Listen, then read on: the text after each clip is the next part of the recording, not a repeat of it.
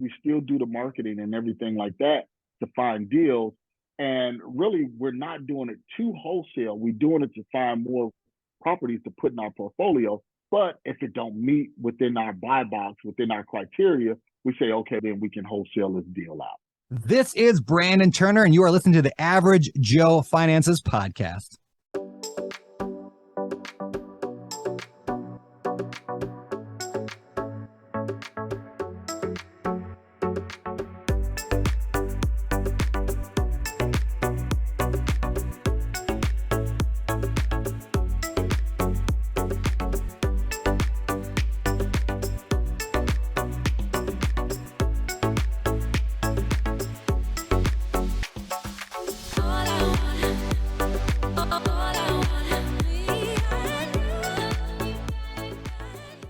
If you're watching this on YouTube, make sure you smash the like and subscribe buttons. If you're listening to our podcast, go leave us a 5-star review. All of our links can be found in the video description or show notes below. Hey, welcome back to the Average Joe Finances Podcast. I'm your host, Mike Cavagioni, and today's guest is Marcus Maloney. Marcus, super excited to have you on the show. Thank you for joining me. Welcome. Thank you so much, Mike. I appreciate you having me on the show, and thank you to the listeners of the Average Joe Podcast just for welcoming me here today. Absolutely. Hey, I want to start this off the same way I start every podcast episode, and we want to know more about you. So if you could share a little bit about yourself, share your story. Who is Marcus Maloney? Sure. Okay. So what I'll do, I'll give you the overarching view, and then I'll drill down a little bit. My high school, dropped out 2 months before it was graduation, then went and became mature, got my MBA and took the college route and everything like that. But just specifically, flat out, Marcus Maloney is a real estate investor that goes out and finds amazing opportunities, assets with a lot of equity. And we use that equity to reposition properties, to turn those liabilities into wealth appreciating assets. So that's one of the things that I do. And I feel that's my go-to, that's my niche. We like to take properties, not so much to go in and do a fix and flip, but just to take properties that are not generating income and then turn those around and generate income for myself and my family. Like I said, just to drill down a little bit now, I dropped out of high school, man, when I was 2 to 3 months from graduating because I just felt that I wasn't going to graduate. I was always that kid that questioned authority. I questioned teachers. Why do we have to learn this? How is this applicable in my life? And they could never explain it. They was always just say, because you have to. And that just wasn't enough It's not of a good reason. answer. Yeah, it wasn't enough of a reason for me because I always had a dream and I always focused on real estate. So I just always wanted to know how it was applicable to me. And I speak to the listeners right now, and whatever you're doing, just make sure it's applicable to the goal that you're trying to reach. Even if you're in your 9 to 5 right now, we know that may be temporary, or you may love your 9 to 5, but how is that going to help you with your finances in the future? Mike, to boil it all down, man, I got started really learning about my finances and learning about investing at an early age. What we had to do, unlike most kids, when you return back to school, you go school shopping and you get new school clothes and everything like that. That was just something mom and dad did for everybody. For us, I grew up on a 49-acre farm, and what we had to do was, in the spring, we would buy piglets for 15 to 20 bucks. We would buy them at the auction, and then we would have to fatten those piglets up over the summer, and then we would take them to the auction. And right before school starts, and we would make money. So we would invest $15 to $20. We would feed these piglets till they got fat. And we would take them to the auction right before school starts. We would make like $300. We would get the delta between the $15 to $20 and the $300 was anywhere from 85 to 280 to 285. And that's what we would use to go and do our school shopping. So I learned at an early age, buy low and sell high. And I just continued that throughout my career. Right on. Were any of those piglets saved by a spider?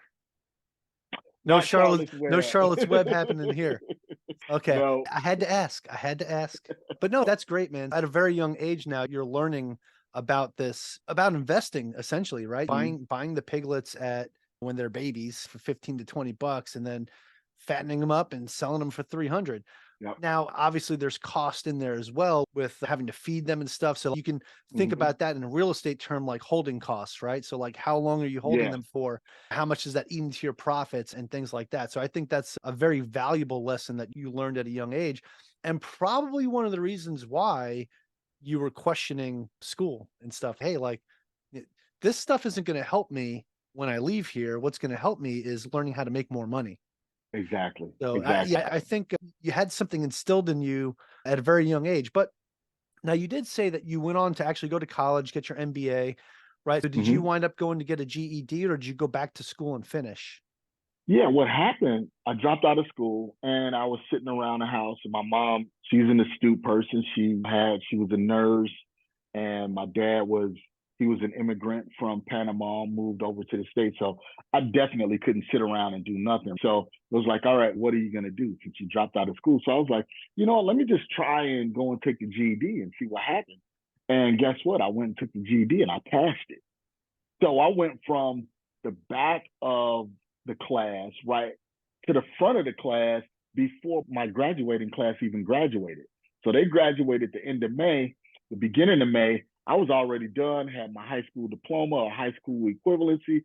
So I went from the rear to the front instantaneously. So that taught me also that you don't have to take the traditional path in order to get somewhere.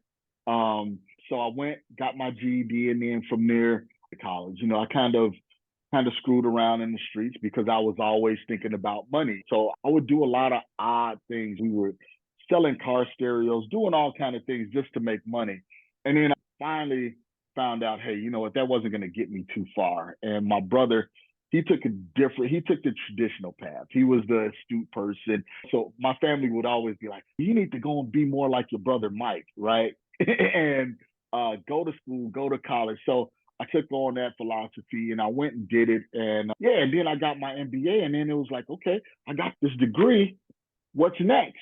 And then it was like, I just couldn't figure it out. But one thing that I learned, and how I got into real estate, is because my mom, when I was in high school, actually, she was working for the state as a nurse, and she bought two dilapidated houses.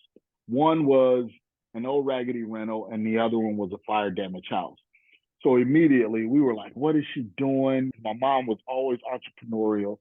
What is she doing buying these raggedy houses? Me and my brother and my cousins, the only thing we thought was, this is more work for us to do, right? So, but lo and Oh, behold, she was putting you guys to work in those yeah, homes? she was putting Oh, us to work. first the piglets. Now it's time to do some home repairs. Hey, she's Yeah, teaching you life lessons, though. That's great. she was teaching us life lessons, and that's exactly what it was, Mike, because what we had to do was we had to work with the contractors, and she was doing a rehab on these properties. One she converted into a rental that we kept, and actually we hold to this day.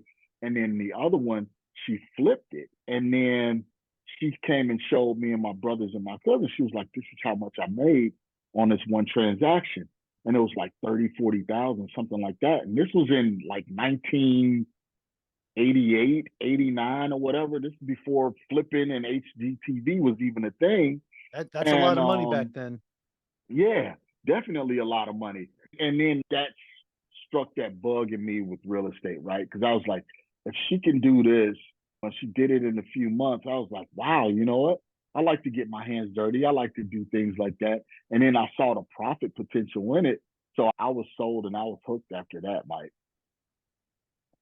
So she definitely instilled in me and my brother entrepreneurship. So from there, she quit her job, walked off her job. She had a dream to do like residential group homes and everything like that with kids. Okay. We were awarded a contract through the state. So now that's what around the state of Illinois, just south of Chicago. And then I do some fix and flips and do some wholesales and have a rental portfolio also. We're deep rooted in real estate, but then we have the social consciousness aspect of it also, because we help with disadvantaged youth from the inner city that's in our residential group homes. Yeah, yeah. So actually, I wanted to ask you about that too. So going from what you learned as a kid when your mom showed you those two properties to where you're at now, what made you decide to go that route to start purchasing the residential like group homes like that? versus the traditional buy and hold Mhm. rental real estate, kind of like what you learned at a younger age? What made you decide to go that route? You know what? I'm a third generation entrepreneur, right? So so we have a whole social service agency. My grandmother started it with, she didn't even have a high school degree. No, she didn't even graduate 8th grade, but she just had a love for kids. And my grandfather, the same thing. He was a little league baseball coach, and what he noticed was he would have the practices with the kids, and moms and dads will come to the practices. And then it started trickling down to where it was just moms. And then it was just him going around picking up all of the kids. And he noticed that the inner cities were turning more and more violent, more and more aggressive. And they were like, we want to take some of these kids from the inner city to the country and show them a different way of living. So they started back then in the 70s, like 1978. And again, with my grandmother not having an 8th grade diploma, my grandfather barely graduating high school, they didn't know the ins and outs and how to navigate contracts with the states and things like that. And that's where my mom stepped in, and she helped, and she took it to one stage. And now me and my brother, we have just grown it exponentially now, and we're just help more kids. Mike, everything that I do is non-traditional, man. And that's why people ask me, what are you doing? I'm like, okay, now which route do you want me to go down? Do you want me to go down my individual investment path? Do you want me to go down my family's investment path? So it's we have a lot going on. No, that's great, Marcus. So actually, let's rewind back to the beginning. So what was your first real estate deal that you did yourself? My first deal, Mike, I was wholesaling, right? I had moved from Illinois to Arizona, and I was promised a job because I was like, okay, the family is stable, everything is going good. I want to get out of the cold and I want to move to Arizona, but at the same time, I wanted something to do. So I went and I was going to get a job, and that job was rescinded. So the first thing that I knew was hit the ground running, get in the streets, try and find out how I can get a deal under contract. So one of the things that I did was driving home Sunday from church, I was going to a open house, and it was a realtor sitting in the open house. And I said, hey, you know what? If you know anybody that got any off-market properties or any pocket listings that you have, you know, I'm cash, I'm ready to close quickly. Just let me know. And it was like the next day or 2 days later, he gave me a call and he was like, hey, you know what? I have this lady. She's going through a divorce. Husband left. She was a stay-at-home mom. She can't afford the mortgage. 5 kids. Give us an offer on the property. And I was working with another investor at the time who was my mentor. And we got that property under contract, wholesale deal. And it just lets me know that, hey, you know what? It was possible. And that was Yeah, my first it showed you that foray it, into that it was real estate. doable. Absolutely. Absolutely. And then from there, I just continued to turn that money into more money. And I had the money coming in from the rentals. So I just kept doing that. Nice. So do you still do wholesaling now, or have you transitioned and shifted into something else? You know what? I still do wholesaling, not as much as I used to. That used to be like the bread and butter. Sure. I would wholesale and then cherry pick the ones that I wanted to do for a fix and flip, or you pick the ones that I want to hold in my rental portfolio. But now I like the transaction. I like the hustle and the bustle of wholesaling. So yes, I still do deals. Okay, right on. But you're doing that, and you're still focusing now on the residential group homes that you're working on, right? Now, Yes. do you do the wholesaling to build capital to purchase these other assets? Is that why you still do the wholesaling? Yeah, and we do the wholesaling because not really just the wholesale, but it's to find off market deals. So versus going through the MLS, we still do the marketing and everything like that to find deals. And really, we're not doing it to wholesale. We're doing it to find more properties to put in our portfolio. But if it don't meet within our buy box, within our criteria, we say, okay, then we can wholesale this deal out. Okay, gotcha. So when it comes, so you're not doing that then in Arizona, you're still doing that back in Illinois. Both. Actually, Both. I'm Okay. doing deals both. So I do virtual fix and flips and virtual wholesale back in Illinois, and then I do fix and flips and wholesales in Arizona as well. Okay, right on. So if you're not pulling that data off the MLS and you're focused on like these off-market deals, what are you doing to get that data? Do you do like skip tracing or how are you Yes. getting that? Yeah, so we use PropStream, and then I Okay. have a 7-day free trial if people want to try it out. And you can do something as, let's just say if you're doing San Antonio, you could pick a zip code in San Antonio, put in the criteria. Let's just say if you're looking for absentee owners, these are landlords that may be tired or have a lien or something like that. And then it'll spit out all of those owners. And we always like to put in a 50 to 60% equity position because we're looking for deals. And then it'll give us the addresses and the names, and then we skip trace and get the telephone numbers, and then we call or we'll send them direct mail pieces to see if they're interested in selling. Okay, so you do targeted direct mail. It's not just like a blanket to like certain neighborhoods. It's like somebody if the home meets that criteria, they're getting a letter from Marcus. Yeah, so we have an avatar. We Yep. have a seller avatar. Okay. We look specifically for that avatar and those locations that we want to buy in. Okay, right on. What you do it in that order, but like what kind of marketing techniques have you found work best for you when it comes to finding these deals that you wholesale? Okay. I've done text messaging, I've done cold calling, I've done direct mail, I've done PC. One of the things that I still find to be the most lucrative is the cold calling. It's a lot of external work, but at the same time, Hate cold it's calling.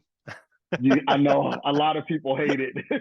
It's a lot of external work, but I built a team around it. We have a team of callers that do all of the initial dials for us, and it's just been the most lucrative for us. Yes, it's a lot of grit, it's a lot of work, but we still get deals from it, Mike. Nice. But one of the things that I want to tell your listeners, the most important thing is it's the follow up. You can make that initial call, and that seller may not say, I'm ready to sell right now. But as my partner said, it's an event based business.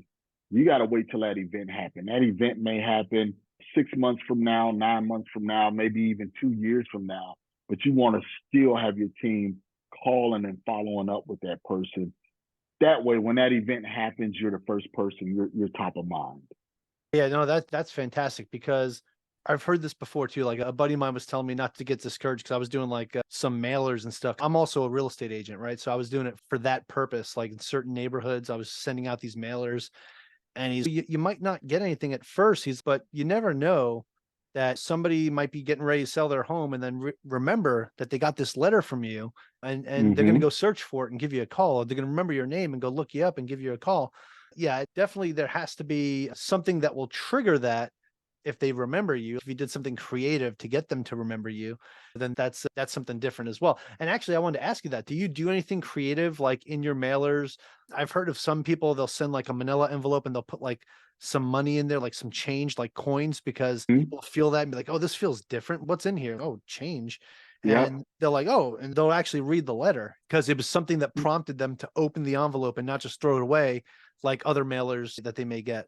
Do you do Yeah, anything like that? I forgot the name of that. I don't know why I'm drawing a blank, but yeah. So my direct mail guy, local based in Phoenix, and that's all he talks about. He comes up with all of these creative strategies to get people to open up their letter, right? Because we have people that's going to send postcards and people that's going to send letters. I'm a letter guy because I think it's more professional, especially when you're trying to do certain things. And yeah, so on our envelope, we have different things. We may say, if it's around property tax time, we'll put in red important property tax information. Real big, bold block letters on the envelope. That'll make people open it up. Yes, once they open it up and they read the letter, they'll call back and cuss you out. But you'll get some people that will say, you know what, hey, you know what, I am interested in selling. Let's have a conversation. Yeah, you have to play with the envelope. We went from doing white envelopes with black and red letters to pink envelopes with blue letters, blue envelopes with pink lettering on it. So you have to A/B test. You have to test different strategies and different methods. But yeah, direct mail works, man. That's how I got started. We still do direct mail as follow-ups, and it works. All right, right on. Yeah, I just wanted to ask you about that because I hear people that do all sorts of different things and creative ways to get leads and doing the wholesaling piece. I know like your focus is finding off market. Like you're not going to find many, if any, thing on the MLS, right? When it comes to that, Right. because you're looking more to solve someone's problem, right? Somebody that's in a situation, and your job is really being a problem solver, not so much being a wholesaler. That's the And way I you look you at hit good wholesalers. You're problem solvers. and you hit the nail right on the head, Mike. That's what we look for. We're not looking for properties. We're not looking for people. We're looking for problems. And the people that can solve the hardest problems make the most money. And that's really in life. If you can solve problems, people are going to pay you top dollar to solve their problem. And that's what we look for in real estate when we're doing off-market deals is we're looking for the problems. One of the things my attorney that we do deals in Illinois, he say, Marcus, if the deal is not difficult, somebody would have already done it. So let's work on this difficult deal, make some money, help the seller, and then we can move on to the next one. Nice. Yeah, no, that's good. You're finding the problem, solving them, and you're making it better for everybody that's involved. One, for the seller that's in that situation, they're getting out of a bad situation. Two, for you and your family, right? Because now Mm-hmm. you're able to make a profit off of this. And then three, you're able to turn this over to another real estate investor or somebody that actually could use the home and the Mm-hmm. price. That's definitely awesome. Now, I wanted to ask you too, because you had mentioned that you have a team. So the team that you use, obviously they're making phone calls, they're doing mailers. How much on-site stuff do you actually have to do, or is it pretty much all virtual for you? The majority of it's virtual, but what I have to do is a lot of training and monitoring. So I have to monitor the team. I have to make sure that they're hitting their key performance indicators. How many dials are you doing per day? Out of those dials, how many contacts are you making? So I'm really into the metrics, digging deep into that information. I do get on the phone when, let's just say, if my acquisition manager gives me a call and I get a rise out of that. Let me listen. Let me put my active listening ears so I can hear the problem. And then that way, me and him, we can figure out how we can solve this problem with the seller. And that's what a lot of people miss. Is they think that they need to solve the problem for the seller. No, you want to solve the problem with the seller, because once you do that, then they're going to say, you know what? This transaction was definitely well worth it. I know I didn't get top dollar, but we worked together and we solved this problem. And it's a sigh of relief for them. But yes, so I still get on the phone, Mike. I still make sure I monitor the team and see what they're doing. So I'm in the trenches. No, I definitely appreciate that, Marcus. Now, I want to get away from the wholesaling piece right now and talk a little bit about the residential group homes that you've Okay. invested in. So, because obviously, what it sounds like to me, Marcus, is you're all about solving problems and helping people. And what you're doing up in Illinois, the way you described it earlier, is that you're able to provide affordable housing for troubled youth and things like that. So, can you talk a little bit more about that, about when you first started investing in properties like that to where you're at today? Sure, sure. So actually, Mike, you know what? Again, it didn't start with me. It started with my grandmother back in 1978. She just Okay. opened up her doors. I say I have tons of family members because I would come home from school or something like that, and I wouldn't know who was sitting in the living room or who was sitting in the kitchen, right? Because she was just so friendly, so open, and she loved to help people. She was a servant after God's own heart, honestly. So from there, again, my mom, she opened up the door. She started working with kids.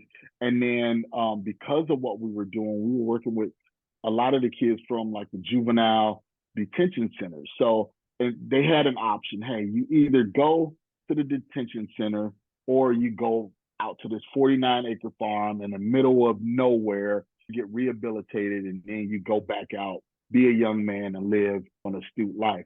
Now, these kids wasn't hardcore criminals or anything like that. They may have had fluency issues not going to school. They may stole a bike or stole a car, something like that, but it wasn't anything class X felonies or anything like that. So by doing that, we had the 49-acre farm, we had the farmhouse, and we just opened the doors to the farmhouse and we were helping these kids. The state of Illinois, they noticed what we were doing because we was being referred by third-party individuals. They noticed what we were doing, and then we would take the kids that came to us back up before the judge, and the judge was like, man, you guys are working miracles with these kids. What are you doing? And it was basically just making sure they had a regimen. They had a certain time to get up. They had chores to do. We just introduced them to the farm life, right? It's 5 o'clock in the morning, you're up, you're out feeding the pigs, doing whatever.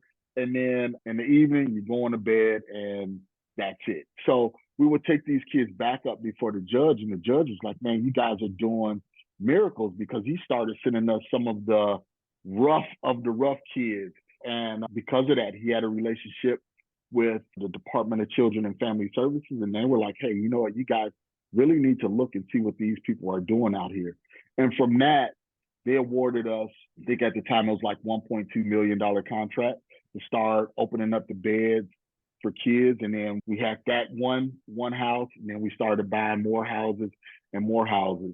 But it's a team effort, Mike. We have counselors, we have staff, we have clinicians. So it's not just a residential group home, but like I said, it's a whole social service agency to make sure we take a holistic approach with these kids. I like that. I like that because I love being able to share stories about real estate investors that are doing good for society. Not just, yeah, okay, you can invest in real estate and make a profit for yourself and become financially independent, but how are you helping other people? How are you giving back? And I do this podcast as one method of giving back, right? But there are so many people out there doing so many more amazing things than that. What you're doing, Marcus, that's fantastic. And even going back to when your grandmother started it to now, keeping this alive and going, it's just amazing because you're actively changing lives. It's not just about, hey, oh, we can make money by doing A, B, C, or D. No, you're actively changing lives for the better and giving kids a second chance that they may not have had if they did not have something like this available to them. I definitely commend you and your family on that. That's really amazing and awesome. So I just wanted to point that out there, man, because I love sharing stuff like this. There's some other real estate investors I know that they coined the term ROI, but it wasn't return on investment. It was a return on what was it?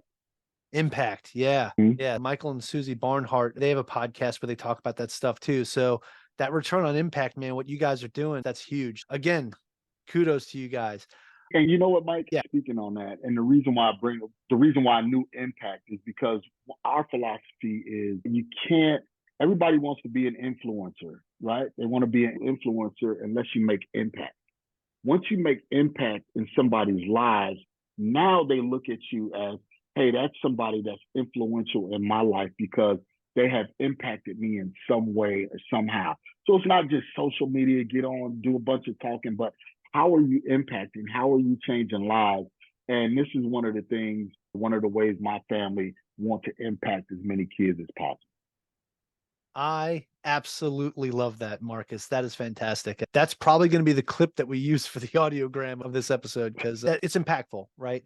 It's yes, everybody wants to be that popular social media brand or whatever it is, but what are you actually doing that impacts others? Why should somebody want to follow you and follow your brand? Because you're investing in real estate, that's cool. But what are you doing to give back? No, I definitely appreciate that. All right, Marcus. So we talked about a lot, right? We went from wholesaling to not just a group residential home, but like this entire social service that your family provides for young kids. And definitely a lot of stuff to unpack here. And I'm pretty sure that my audience is like listening to this and saying, wow, this is a lot of value add here. And they're going to want to know more about you and stuff, but we're going to get to that in a second. Because what I want to do is transition this into something I call the final round. It's where I'm going to ask you the same 4 questions I ask everybody that comes on the show. And it gives us a better idea of who Marcus is when he's under a little bit of pressure and asked some tough questions. So if you're ready to go, we'll get this party started. All right, let's do it, Mike. All right, let's do it. All right, Marcus, you've had a lot of experience in a bunch of different facets of real estate. And that also involves your finances and other things, even going back to the farm life. So there's a lot you can probably pick from here, but I want to know, what's the biggest mistake that you've ever made when it comes to your finances, investing, real estate, or just business in general? Sure. I think the biggest mistake that I made, Mike, was really not trusting in myself and trusting in my investment strategy. I think my biggest mistake was not having the courage to go out there and do more deals, buy more property, so I can then impact more people. So I'm more of a conservative. I'm very laid back, very reserved. and I want to look at all of the numbers and everything like that. And I'm shifting my idea of my investment strategy somewhat. And to put a bow on that, I bought a property, closed on a property last month. Never been in the property, couldn't see the interior of the property, had a squatter in the property and everything like that. Normally, Marcus Maloney would not do that deal. But after much prayer and meditation, something was urging me to do the deal, do it. And I went on ahead and I did the deal. And it turned out to be probably one of my best deals that I ever did. So my biggest problem, or one of the things that I wish I could have changed, was just being more faithful and more encouraging myself to get out there and take some of the big challenges head on. Okay, yeah, definitely appreciate that. Wanting to be able to get rid of some of that fear, right? Some of that fear of the take unknown. more risk. Yeah, take more risk. risks. Yeah, because if you invest in anything, it's a risk, right? Whether it's It's real a risk. estate, your stock market, whatever it is, any type of investment always carries some type of inherent risk, right? All right, so Marcus, these questions all tie into each other. So the next one I want to ask you is, what is something that you've learned that you wish you knew when you first got started? That I don't have to have all of the answers and know where to get the answers from. That's where I believe mentorship is key. Mentorship is not just about learning, but it's about getting answers that you may not be able to find the answers to. So just like you, Mike, if you're going out, you're investing in a deal, or let's just say if you're doing single families now, and you say, you know what, I want to get into multifamily deals. It's always best to find somebody that's in that niche. So if you come across something, you can say, hey, you know what, let me bounce this off of you. What do you think about this? And they will have you to look at it from a totally different perspective. So I believe just making sure you have the right people around you is very key and very important. Yeah, no, it is all about who you surround yourself with, right?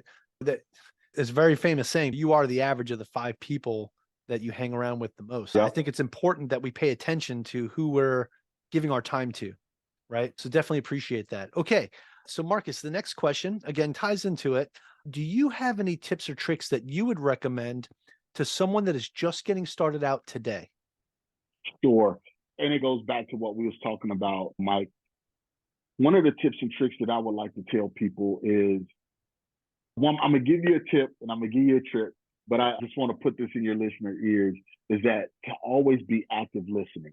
Because no matter where you are, you can find a real estate deal just by having your active ears on and listening to some of the situations and some of the problems that people are having. One of the things, so always active listening, always listen more than you talk, especially if you're on the phone. So Mike, if you're trying to get a listing, you want to hear why they want to sell, how much they want to sell for, how much time they need, things like that, right? That way you can solve the problem, so you can bring a solution. So that's what we do with our sellers. Now, one of the tips that I normally don't tell a lot of people this, but one of the tips is when you're on the phone and you're talking with the seller, or you're talking with, a client or something like that, do not hang the phone up first. Wait, be the last person to hang the phone up. I've closed so many deals because people may have thought they hung the phone up, or right before they hang the phone up, they will say something, and now it's okay, that's what I needed to hear. So when I follow up and I make a phone call back, I'm gonna kind of lean into that situation. So just an example, I was working on a deal and the lady, I had made the offer over the phone, me and my acquisition manager, and we were only a couple of grand off. And they were like, you know what, if they can get to X, I think we'll do it. And she thought she hung up the phone. And so immediately, what did we do? We called her back. Once the phone hung up, we called her back and said, you know what? After further consideration, I think we can do X. If we do X, and it was a little bit above the number that she said, I said, if we do X, can we send over the contract and get the deal signed right now? And she was like, you know what? Me and my husband was just talking about that. Yes, let's go ahead and do it. So be the last person to hang up the phone. Yeah, I like that. I like that. Be the last person to hang up the phone. And I like the first part of that too, Marcus, the always listen. right? And you Yep. made a very good point too. We have 2 ears and 1 mouth, so we can listen twice as much as we speak. So True. definitely Very appreciate true. that. All right, Marcus, the final question of the final round, and this is opinion based. But do you have a Mhm. favorite business, investing, or real estate related book or podcast or both? You know what? I'm gonna go back to something that everybody has read or even know about, but I'm gonna go back to the Bible. That's my most favorite book because there's so many investing principles in there that people can pick up from the man at with 1, 2, and 5 talents. There's so much. So if you want a great story, you want to learn, I would say just listen to or just read some of the chapters in the Bible is excellent. But to take it out of that realm, I enjoy The Alchemist. That's probably my most favorite book. And the reason being is because it talks about the journey to what you're trying to accomplish, the journey of your dream. You're going to go through so many challenges, so many ups, so many downs. But if you stay the course and you stay the path, you're going to accomplish that dream. So I always tell people, always enjoy the journey. Don't look just towards the destination, but throughout the journey, you're going to learn so much. And you'll look back and you'll say, you know what, I learned more going through the journey than just getting to that destination. Yeah, no, I like that. I appreciate those recommendations. And that's only the second time somebody's recommended The Alchemist. It's on my list. And yeah, I think I got to move it up because it definitely sounds like it carries some great financial principles for you to use and business principles as Yes. well. Yeah, definitely And appreciate and that. then a great podcast, shameless plug. I love the We Love Equity Real Estate Show. That's the podcast that I'm a host of, and the Asria Show. So it's 2 Oh, podcast see, hosts. I forgot to preface it with besides your own, but Okay. that's okay. Because actually, let's get into that. Where can people find more information about you? Can we get your website, social media, your Sure. podcast, things like that? Like, where can our audience check out more of Marcus Maloney? So on all social media platforms, it's MRCS Maloney. That's Instagram, Twitter, LinkedIn, YouTube, and then my podcast, which is the We Love Equity Real Estate Show, and then my website, Marcus E. Maloney. That E stands for equity, so marcusemaloney.com. You can go there. We have tons of free content there, and then our YouTube channel, MRCS Maloney, also free content. And I love to give, Mike, if you haven't noticed, that this is the theme of this podcast. So I have tons of things on there that I like to give away. Free purchase contract. If you want to jump on the phone with me for 15 minutes, I have a free 15-minute consultation there. And I'm not trying to sell you on anything. Hey, you can go and you can buy from anyone. I'm not trying to sell you on anything. I just generally like to answer and help and answer people's questions. All right, Marcus, just another good way that you're giving back to the community. So I love that. Okay, this has been fantastic, man. I feel I've learned a lot from you, and just having this conversation with you and just seeing the things that you're doing, Marcus, has just been really refreshing to have a conversation like this. And I wanted to ask you, do you have any final thoughts for our listeners? Yeah, just enjoy the journey, guys. Get out there. If you have a destination, you say, hey, I want to be a real estate investor. You're aspiring to be a real estate investor. You're going to go, the universe is going to put so many roadblocks in front of you because it's going to test your will. It's going to test your might. Is this something you truly, really want, or is it something that you just desire to have? And once you get through those roadblocks, those doors will be opened up to you. So you just have to know what you want and go after it, no matter what challenges you face. And then finally, get out there, network, get from behind your computer, go out and go to RIA events, meetups, wherever you need to go in order to meet other real estate investors and like-minded people and start bonding and start making those relationships, because it's not the real estate that's going to make you successful, but it's the relationships that's going to make you successful. Absolutely love that, Marcus, and I couldn't agree more. That's some of the best final thoughts I've had on the show. So Definitely appreciate your wisdom there at the end. And again, Marcus, I want to thank you so much for taking the time out of your day to join me today on the show and share your story and share what you're doing, because you're helping change lives. And I'm hoping that by getting this out to my audience, that they're going to learn more about you and you can help change even more lives. So again, thank you so much. Thank you, Mike. I'm just an average Joe working in real estate and trying to help people. I love it. I love it. And hey, to my listeners, I want to thank all of you so very much for joining me and our special guest, Marcus Maloney, on the Average Joe Finances podcast. Go leave us a 5-star review and tell us what you liked about today's episode with Marcus. Aloha from Hawaii and have a great rest of your day. Thank you for making it to the end of this episode. Greatly appreciate you being here with me today on the Average Joe Finances podcast. If you haven't done so yet, make this the episode that you go leave us a 5-star rating or subscribe to our YouTube channel. The Average Joe Finances podcast is for informational and entertainment purposes only. Have an outstanding day.